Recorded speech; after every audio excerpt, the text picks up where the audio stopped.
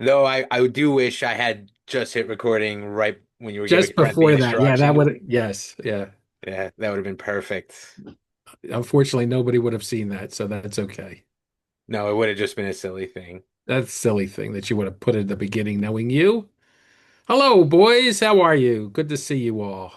Hello, Father. See you both, not see you all. There's only two here. It's not a cast of thousands. That's true. But is it technically wrong? It is all of us. It is all two of us. But you Yes. all is technically singular. You all is technically Southern, so that's okay. It would be all you all would be is plural in Southern speak. It's like you have a master's degree in the English language almost of some kind, in some kind of communication. All you all? Okay. All right. Hello, Well, boys. How well, are all you you? all to be honestly. Well, all you all podcast listeners, welcome to our new episode of Like Father, Like Sons. I want to just roll that out there before we start talking about our week. I'm Carter Fox. Alongside is my big brother, Brent Fox, and my loving and wonderful father. Hi, Dad. Glenn Somebody Fox. somebody must need something. Well, that'll be after the podcast. Don't worry. I'm not. You don't put that in writing. You don't put that in recording. Don't worry about it. Hello, guys. How are you?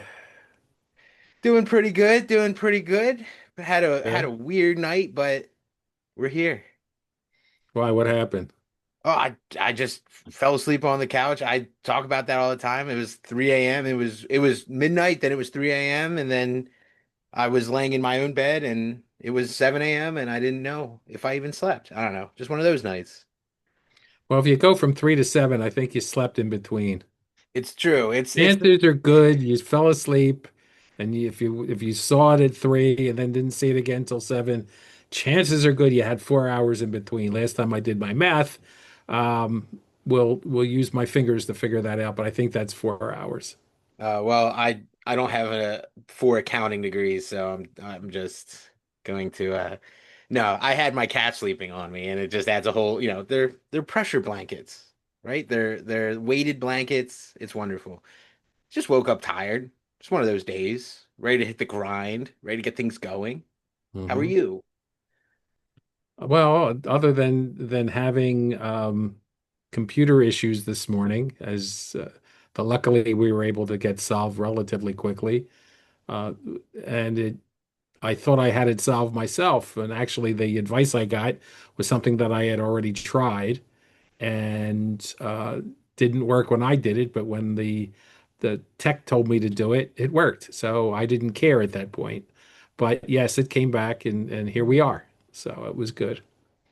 But i- interesting week or couple of days since our last podcast, a couple of weeks, I guess, a week and a half since our last get together this way. But we'll go through it if we can. We should. We should, brother. How are you? I'm doing fine. Just trying to keep the old place cool here in this, extreme heat. Yeah, you know what's the temperature right there right now to you? I think it's in the maybe in the mid 80s, closer to 90, but it's not. Let's just say it doesn't feel the most comfortable outside. Now we've been getting a bunch of storms, right? The country has, but where Dad and I kind of are in the Northeast more than you are, but more Northeast. I think. Have you been getting all those storms coming through? Not the ones that you've been getting, but I know we had one where I was in my room. It had gotten really dark, so I went into my room and suddenly I hear these loud thumps on the roof, and I'm on the third floor. I'm on the top floor of the building. So I'm like, okay, that's not somebody walking on there, I hope. Nope. I look outside, hail the size of golf balls is just raining down outside. It stopped within a few minutes, but then it was just pouring sheets of rain. It was pretty nasty as far as, weather goes. And, I've not seen golf ball size hail in a long time. I had some hail, not these past storms, but a little bit ago, and that surprised me. They were definitely quarter sized. But yeah, we've been getting severe storms and stuff. And today I went outside, it was 75 degrees. It's been cooler, actually. I don't know about that, but maybe about you, Brent, but it actually felt cooler today for the summer. But I'm happy with it. I'll take the sweat. I like going outside and sweating. I did have something kind of funny happen yesterday when I was going out to check the mail. It was about 5 o'clock, and it had gotten cooler. I look across, and where I am, I mean, it's not a wooded area, but there are a lot of trees and a lot of open fields. There's two deer, it's literally just across the parking lot from me, a mother and a fawn. The fawn looks at me, and I'm waving at it, saying hello. I'm actually saying the mother, she just didn't even turn her head to me. I'm like, okay. Then at that point, I said, I don't want these two to come rushing me at this point because I don't know. You don't realize how big deer are when unless you're really close to them because they always look small. But these are some pretty, nice sized deer. And I'm like, I'm going inside. I do not want these things chasing me. You don't realize how big deer are until they either are standing in front of you while you're driving or charging you in your car.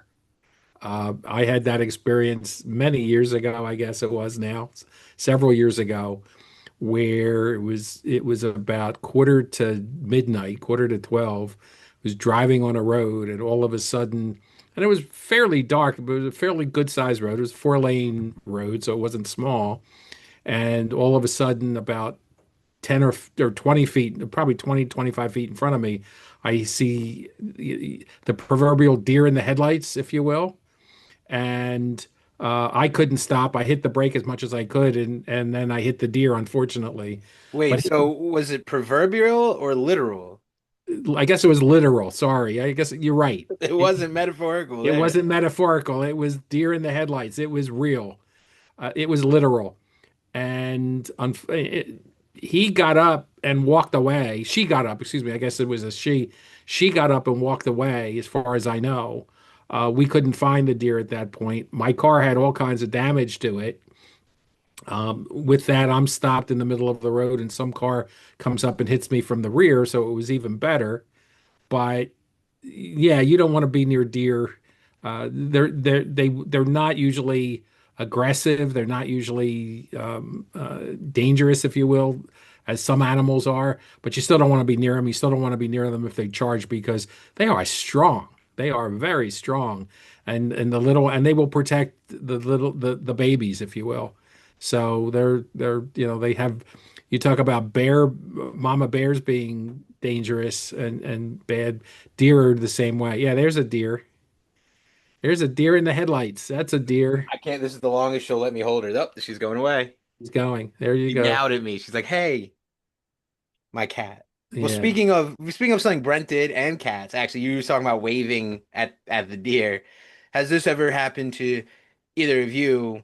And this could have been a while ago, because I live in the city, and so I walk around.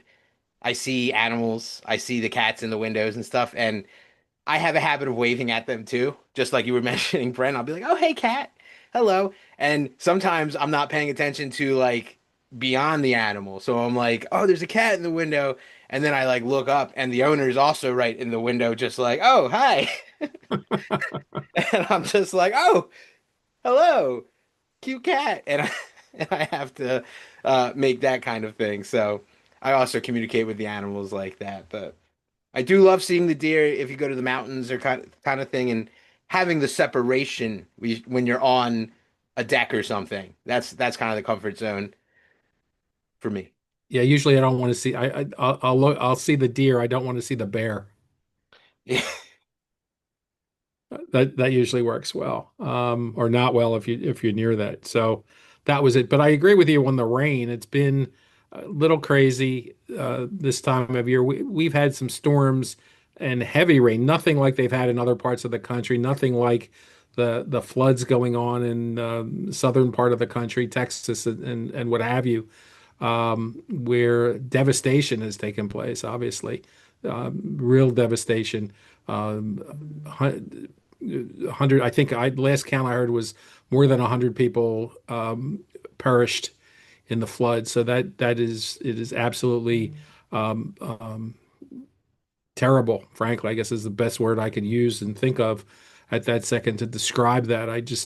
You don't realize it. And just listening to some of the reports, how the floodwaters came up so quickly that people didn't have time to get out of this, and it just took them away. In 5 minutes. The water rose so high that there was nothing that people could do. and it was terrible that those types of things took place or could take place. But it shows you the wonders of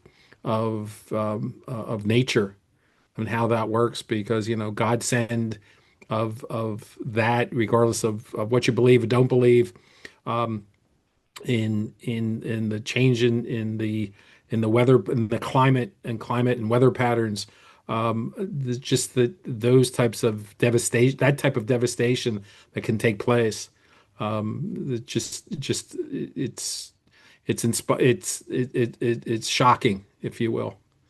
I was going to say Yeah. awe-inspiring, but it's not inspiring at all. It's shocking. I mean, it's shocking. It's tragic. Our hearts go out to everyone affected and involved with the tragedies going down in the South and all the kind of things going on. It's a horrible loss of life. It's Mother Nature. You can't fight it really, no matter what we've tried to do so many ways to mitigate things. That's that powerful natural force, and it's just sad for all the families. My heart goes out to everyone.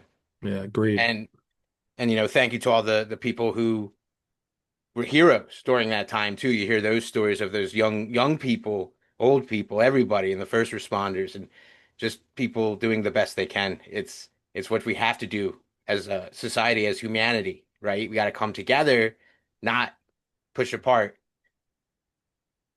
Absolutely. Absolutely. Well, on that note, they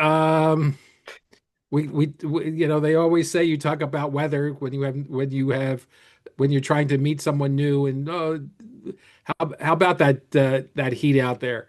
But other than that, how was the weeks? How did you guys do this week? What was going on, and what was happening? Well, I have some exciting stuff coming up next week where I have a new album coming out called Physics of the Impossible, drops on July 17th.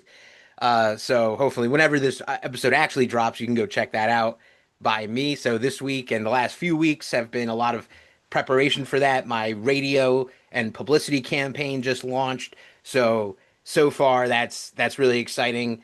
One of my songs has gotten on 100 different stations leading up to this so far. Uh, just as a build up to it, it's just really exciting for me as an artist to see this kind of thing come to such a fruition. I'm also playing, and I'm not trying to say so much, but I keep doing it. Uh, Next weekend, almost in celebration of the album, I'm playing this really cool music festival that I've also been in rehearsals for. So I'm a musician. You got to practice. It's very important. Practice at home, rehearse with your band, rehearses prepping for the show. Just Brent knows that, a little different. So this music festival that's happening is really exciting. It's called Moon Groove. It's my fourth time playing, and I'm a headliner this year, which is exciting. My name's in big letters on the advertisements. And the fun part is, I'm burying the lead. The lead here is it's a naturist is what they call it, music festival, music and arts festival, and that means clothing's optional. And I put the pause in there. Yeah, everyone's reacting like, wow, no. It's actually a great time. The people are amazing. It's an amazing community. It's actually held on a nudist reserve. So that's kind of like the basis of it. And if you do want to come out, come out. It's the weekend, July 19th, 20th, 18th. Moongroovefestival.com or moongroove.com. Just Google it, check it out. And just be prepared. It's not 50-50. It's definitely like 85-90% nudie. So it's a really fun experience to get ready to. And then before I'm going to I wanted to hear about, some Brent stuff. I actually had a Brent-like experience yesterday, I have to say, where in promotion of my books, right? I have a bunch of books for music artists and I just write some more stuff. I was on a TV and radio interview live, this station KFYR or KLYR, something out in North Dakota, and it was really cool. And I, it's just a really cool experience. And Brent, who has a history in television and radio broadcasters and writing, aren't you just in everything? Aren't you just literally almost just a journalist by definition? You can do anything. Pretty much, yeah. I've done print, I've done web, I've done radio, I've done television. I've run the gamut of anything that's journalistic or broadcast, you name it, I have done it. And now you're doing podcasts. Now you're really getting in there. Yeah, that's the other one. That was the one I didn't do. I worked with, but I didn't do much of until recently. Was podcasting. Yeah, I've been doing a lot of them over the last year. I mean, as a musician, you do a lot of promotion channels, but for this book series I've released, and it's been a cool experience. And I've been starting to do more live stuff, which I'm used to as a musician, but for some reason not as like, hey, I'm being interviewed, I'm on the radio, I'm doing this. Even this podcast thing, which kind of is quote unquote more live than not. We don't chop it up that much. We kind of just take it and put it out. I I kind of just get in a different zone, and it just made me respect you a little more for what you do. Which every time I walk into a situation involving like legal stuff, you know, you're learning more about things that my father experienced, business stuff, a lot of different experiences. The more media related stuff, writing stuff, press stuff, broadcast. I'm like, wow, Brent, you do some amazing stuff, Dad. You forgot more than I'll ever know about everything you do. I know that. You tell that to me all the time. And to be honest, I get it because I forget more of what I know just by just by living life. Well, and that's how you gain experience. I mean, I think, and I never thought it quite like this, but you're right. And I've kidded you and said, I've forgotten more, fill in the blank, forgotten more law than you'll know because that's what I've done for more years than you've been alive, probably almost double what you've been alive, I guess. No, I've lived more than double. I haven't been practicing law that long. I'd be 119, uh, or something like that. But the idea is you gain experience and many things that you may have learned early on or a year ago or 5 years ago or 10 years ago, it's put to the side. I don't think it ever disappears out of your head. It just goes into a different shelf and you've got to try to recall it somewhere in the library somewhere along the line. But that's you learn the older you get, the more you understand that, the more you understand that there are things that you learned years ago that you may not remember. You forgot them, frankly. And that's all part and parcel of this. And that's just the way it goes. It's so interesting, and I get asked that a lot, if you will, with the book with marketing. If you when I'm talking to things as a quote unquote expert, for some reason people will be like, "Carter, you're a marketing expert." Oh, well, yes, I've written many books, but I've helped many artists. They're like, "How do you?" I still makes me feel weird. It's that imposter syndrome. How they ask, how do you deal with the changes that happen so frequently, and especially in marketing, especially in technology, and especially in the music business, but there's still core stuff, and I'm sure it's true for both the journalism world, the law world, certainly the account, the more stoic worlds. But I do know firsthand as well in the manufacturing kind of quick pace worlds, things do remain the same as they change so much. So like there's a core component of things you'll know and constantly be working with and grow and develop to that strength and it's all that other stuff you need to constantly refresh or be up to date with. And as I'm updating my book now, one of my music business basics books, I'm like I'm halfway done doing the update and I'm like, do I have to wait because so many things again are changing so quickly in the midst of this summer in the music market, in the music marketing business. It's just very cool, very cool. But yeah, I do feel that that way sometimes where I'm like, I forgot, and especially with music, I'll forget how many songs I've learned in my life, right? Like you just forget, but you also can reference things. I had a great law professor who let you take open book tests. Now we weren't law students, right? We were undergrad, but it was a law class, and he's like, look, lawyers reference the materials. They have the books. They look up the precedents. They do all that. They're not doing it all from memory. That's insane. So yes, open your book, reference your material. Can I give you one story, law school story along that line? I don't know. And Can you? I think I can. May I give you that, I guess? Thank you Well, very you much. can. Not me. I'm your son. I'm not going to tell you. Yes. May I do that? The the longest exam I ever had in law school, as far as time provided to us that we needed to do, was 4.5 hours long, 4.5 hour exam. And had all of the questions to no, no, I'm sorry. We had the fact pattern given to us, not the questions. We had the fact pattern provided to us before the exam. So we had the fact patterns that were going on, and we had to write, and I don't remember how many questions there were, but there were a number of questions about the fact pattern, who could sue whom for what. This was a contracts class. And I just remember that I said, how are we ever going to use 4.5 hours to do this? And how do you go through this? And then how does a professor mark this? Because look at it from the other side. We do a lot of the things here. We talk about that, well, this is how we saw it, this is how I saw it, and going back to you guys, this is how you saw it from your perspective. So I look at this from the teacher's perspective as I got older, and I never thought about this, but earlier, to say, how do you mark an exam that's 4.5 hours long, and you have, I don't know how many students were, excuse me, how many students were in the class, but you got to mark this. And it was, I don't know how many books I filled up, the composition books I filled up at the time. No typewriters, no computers, no anything. You had to write, you had to write it out. So you had to go through it. And I am convinced that the teacher looked at various things as you went through it, more of your style, more of the way you answered the question, as far as format and writing style, and even punctuation, and even everything else under the sun that comes along that you don't even think about, that you said, well, the teacher's only looking for the answer. Well, the answer comes in many portions, in many ways. And how do you convince the person on the other side, that, or the judge, how you're right and the other person is wrong?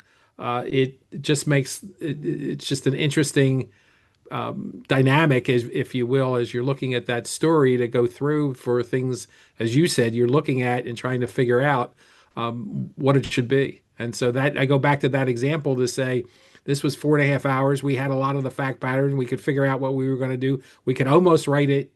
You could almost figure out what the questions were going to be based on the fact pattern. But you still had to work it and make sure that you got the right answer. Again, there were no right answers, because you could take either side and have to do the argument, and your answer was, how do you argue on behalf of your client in order to move forward? Because otherwise, you're not going to be in court. If a decision was black and white, and this is something you learn early on, if a decision is black and white on what the answer is, then there's no way you're even going to get to court. You're going to settle and figure out how to get it done. Well, that's a good lesson right there too. Oh yeah. But you know what your story reminded me of, and what I thought that was gonna actually lead to as well. Brett, maybe you remember these tests from school, but you just made me remember something from, and gasp with me, second grade. Second grade. I was in math class, and I was one of those kids. I was faster than correct. Even though I was very smart and I was doing a lot, I was in, top of the class kind of stuff. I was going through really fast. One day the teacher gave out a test to the class. And I know this is not just in math. There's other people who probably did this. I'm sure, Brent, you did this. And you you're making me laugh now. Uh, it's like a lot of words. You read the paragraph, you go through it, and as you're reading it, it's like, stand up, do this, clap your hand, put your pencil this way, and it has all this. Do this problem, do this, and at the very end, it says, "All right, now that you read all this, don't do anything. Just sit here and wait for your teacher to tell you you're done. Don't do anything. Just sit here and wait." And the lesson of that test is read the instructions first, right? All the way through. That's what that whole lesson was. But man, I just remember me and another friend of mine in that class, Pat, we were the two kids, like, we got to be done first. We got to be the quickest. So we were just doing it up and down, stupid, yelling at each other, yelling at the class. And then we got to the last thing, and we're just like, well, I guess we need to read the instructions all the way through. Make sure we're doing the right thing. Yeah, that's good advice. Yeah. That's good advice. Read everything. I don't want to tell you how many times when you get to the end of the instructions and it basically says April Fools, and therefore, you go in a different direction. So very interesting. Yeah, or dangerous because the lesson becomes, don't just ignore the directions anyway. Do your own thing. I don't know. That's the thing. Go make Yeah. your own IKEA furniture Yes, exactly. And have 15 parts left over, and have pieces it, left over. and you're like, these look like structural components. These look like things that should be holding up the thing I'm sitting on now, or that my brand new fancy television is sitting on, right? Like, please tell me. Please, why don't you just help me with this in English? I Well, but well, that brings up the story of you guys putting things together, whether here or some or for both of you when you're both in the same room, and how different you both are in going through this. Brent looking at all of the instructions and reading it and figuring out how to do it, and Carter saying, "Instructions? We don't need no stinking instructions." Whoa, wait a minute. I thought you were gonna say I was the good one. No, you're the one who had to put everything together twice. Oh, You had you because you had know, to you put it together once, realized it was backwards, and had to take it apart to put it back together the right way. All because you're like, oh, this is how it looks in the instructions. I'm just gonna make it this way. yeah, I was gonna conclude my last story with I wish I learned the lesson from the second grade thing in second grade, but apparently it's obvious that I did not. And you know what? Are you talking about the TV stand in the mountain house, the ones from our rooms? Because I specifically remember that when I Of was Yeah, course. you doing it put it together indoors. I backwards. think it was 3 times. Yeah, at one point the first time at least you put it together backwards. You're like, oh, I have to take this apart and put it back together again. And that's like a little frustrating, but like shame on me, right? Like oh, okay, mistake. And then I had to do it again because something I did the same thing. It wasn't like it wasn't as backward, but it was still wrong. Like it was the thing was upside down backwards. And I'm just like, Brent, read the instructions. That's the lesson here. Read the instructions, my friends. Read them. And it's ironic because I wrote an instruction series, an instructional book series for releasing and promoting your music, right? I've read it all the way through. I learned that lesson. Yeah. All right, what else is going on? Well, I had something kind of funny happen to me in the last week or so. Excuse me. Have you ever had someone tell you that a song or a movie reminds it makes you they think of you every time they either listen or watch it? I have, but I don't know if it's appropriate for the podcast with my father in it. So I had a situation. A friend who you both know, Cassandra. She texts me. She had, just from some context. She teaches a spinning class multiple times a week out in Los Angeles, and she tells me I played Gangnam Style in my class today, and it always reminds me of you because of how much fun always would have with that song. And I mean, because that song came out when we were back in when I was in grad school. It was a big hit from Psy, and Psy's still making music today. I mean, he's a Korean pop Huge. artist. He's huge, and I just thought it was so funny because I'm Just, like, just I so never. you know, just so you know, and this is what really makes me feel old, and I want to get back to your story. I have no idea who you're talking about. Not the artist, not Cassandra. I know who that is, Do you know but the song? the song or the Oh, song or anything. Gangnam Style. It You was Go ahead, haven't seen literally Brent. it? everywhere. Go That ahead, song Brent. was everywhere for I don't know how long. Like South Park did a whole bit where everybody for Halloween was dressing up as Psy, but they didn't call him Psy. They just said, "Oh, they're dressed up as Gangnam Style," which is not the name of the person. That's But the name of the that's what song. everyone would refer to that as. I'm sure they'd be like, "Oh, that guy, that's Gangnam." Like that's real American ignorance. That's real Right. And it was like fandom a huge ignorance. that song was a huge deal because it made like it was like the first music video on YouTube to ever hit 1 billion views, and it did it in like 2 weeks or something like that. Right, we'll finish the story. I We'll could finish see the you rocking story. a Oh, I would cosplay just of him. But go it ahead. was Yes. again, it was like one of those situations of I had no idea. Like she said, it would always remind me of just all the fun we used to have. We would dance to that song, we would do whatever, and it was just I'm like, oh well, cool. I mean, I love that song. I still love it to this day. I had no idea that it would always remind someone of me. Who knew? I guess you Interesting. should make that your ringtone now. Yeah, that's I think that should be your Halloween costume. Honestly, just like it's funny because like just put the sunglasses on and slick your hair back and put on the suit, and I'm like, yeah, you could totally go and rock some of that. That'd be fun. I mean, if you want an idea, he's so big. I mean, just did a huge spring tour, and Rose from Blackpink had her. She actually made a surprise appearance to do her song "Apate," which she did with Bruno Mars, which was also a huge song this year. But again, Dad, you might not know this song. Do not know this song. No Bruno. The only thing in what you just said that I know was Bruno Mars. And that's only because he was on the Super Bowl several years ago. So thanks for making me feel as old as I am. Thank you very much for doing that. But that's okay. I don't mind. So that was like the That's okay. reverse. That was the reverse of when like old heads are like, yeah, you don't know who the Grateful Dead is. Like, Yes. you Yeah. never heard these songs. Well, real quick and just to get through there, the I always thought I would stay up to date with songs and people and artists and see what's what because just the pop music, the popular people, whatever, and you try to get through that. And the ones at the very tippy top, the Taylor, yeah, forget her name. Um, Taylor Taylor Swift. Swift. Taylor Swift. Yeah, no, I know it. It That was was so I great. was I was too great of a line to pass up on what I Taylor, was what's her saying. name? Yeah, Taylor, what's her name? Taylor Swift. Sorry about that. But anyway, I always said I was there. But there are names that come out that I have no clue who these people are, and I said it's just the factor of getting old and keeping the different music there. So okay, guys, I every time you guys talk about those things and I have no idea who those people are, it's okay. I can tell the difference. Here we go. All right. Do you kind of know when that quote unquote sort of started happening for you when you went from like was it when you had kids and you're like, oh, I'm not or that quote unquote growing up moment where you're like, I don't know everyone who's not, I don't know the top 10 anymore. I know the top two.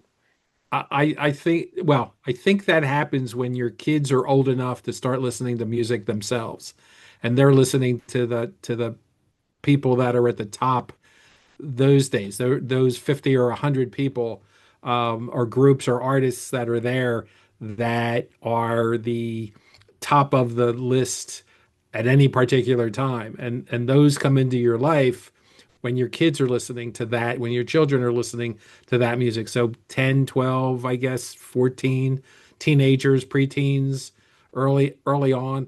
And then you get to the point where I'm gonna continue to know who they are. And at some point you just go, no, forget it. It's not gonna happen.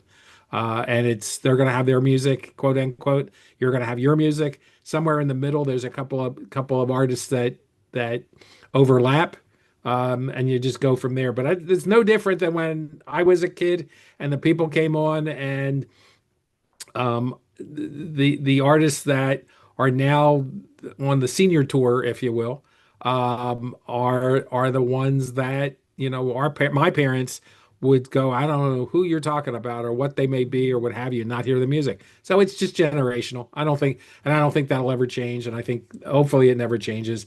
And I think that's just the way it works. I can see that because yeah, when growing up, you were the jazz guy Right. for us. Mom kind of had the soft pop rock, B101. And then I'm gonna proudly admit that yeah, I'm already at the stage where I'm like, who?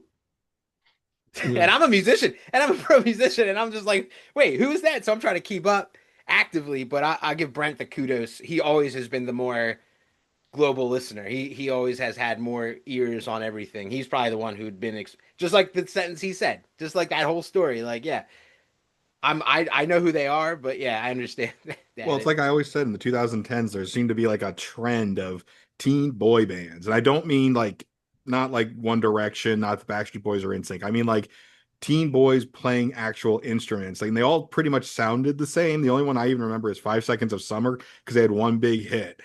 And other than that, there was a bunch, and there were a couple others. They all kind of sounded the same. They all just kind of disappeared all at the same time, too. Yeah, well, that kind of, and we don't have to go into it, but that's kind of gets into music business and commoditization and like trying to churn out bands as a product, if you will. And that's why there's a lot of stuff that sounds the same. And because back in the 80s and the 70s, stuff was way more expensive in the 90s than producing music and all that kind of creative stuff now and every all those kind of aspects. And yeah, I'm like that, Brent, where I'm like, who is that? But when stuff really catches, that's the thing, and that's really generational. That can be cross generational. Excuse me. That can go all over the places. And it seems with the proliferation of the internet and different services and YouTube and all these other areas that people are now getting. It's been a while, but artists get directly to the fans, and the best ones, and that includes the Taylor Swifts of the world, have see, I got her name right this time.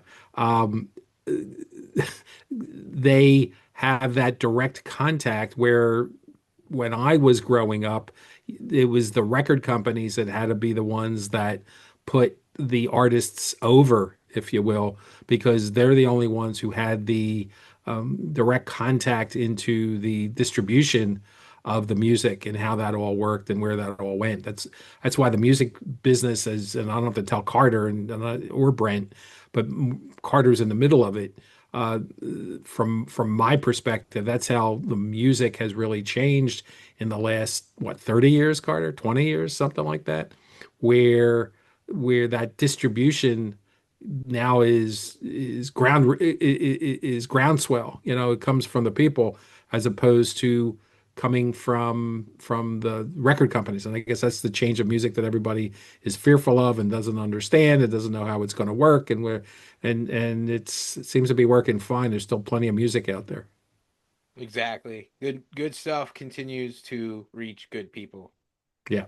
Good music And will good music continues to be generated by good people. I guess exactly that's of all different kinds, all yeah. different genres. That's the thing. It's there's so much great music out there and so many people wanting to listen to it.